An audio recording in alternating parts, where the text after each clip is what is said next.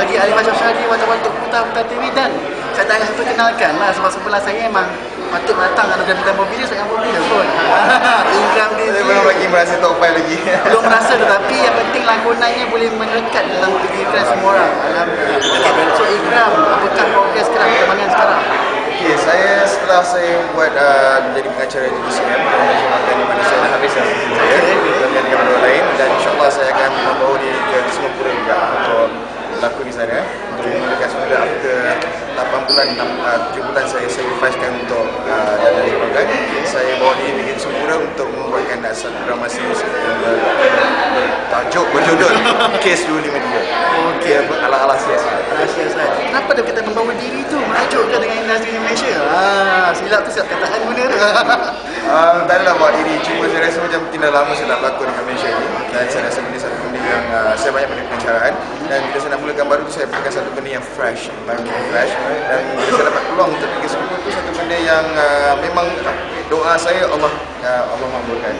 So berkat dari situ saya ambil peluang tu sebagai satu tanda loncatan saya untuk pergi berhijrah ke tempat lain, dan merasakan untuk satu lagi niat saya untuk merapatkan silaturahim di mana Singapura dengan Malaysia. Sebab kita pernah ada satu program serumpun kan, jadi betul. program serumpun tu harus diberlakukan semua, tengok balik industri filem kita dan sama ada drama ataupun filem semakin meningkat, supaya kita dapat menaikkan balik filem Melayu kita. Filem kita di Singapura, Indonesia dan Malaysia. Okey Ikram, sebab kita pun tahu sebelum ni tahun lepas ada desas-desus berkaitan dengan kontroversi Kontroversi apa tu?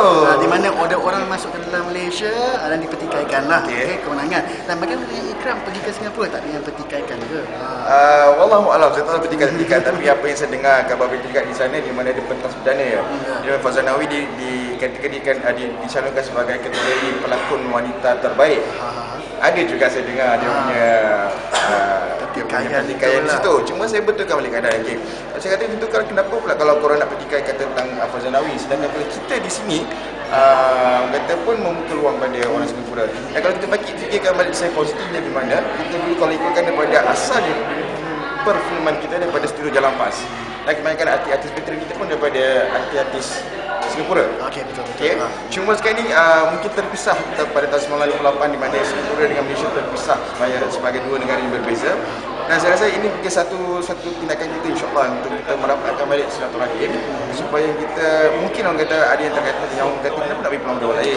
Saya rasa benda tu bukan bagi peluang dua lain, cuma kita kata merapatkan silaturahim, membuka minda kita untuk serumpun ya, sama serumpun, di mana kita kalau kita kuat dari segi filem lagi kita nak kuat, kita kena ada Singapura, Malaysia dan juga Indonesia.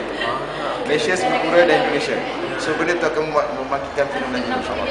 Macam cikgu sejarah ada Ikram Nizli. Ada bukan sejarah, kita kena membongkarkan di antara kita punya sejarah kita, di mana kita tak nak fikirkan benda sekarang.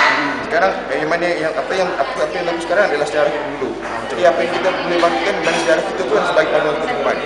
Bukan kita pandang belakang untuk kita jadi orang yang lebih baik.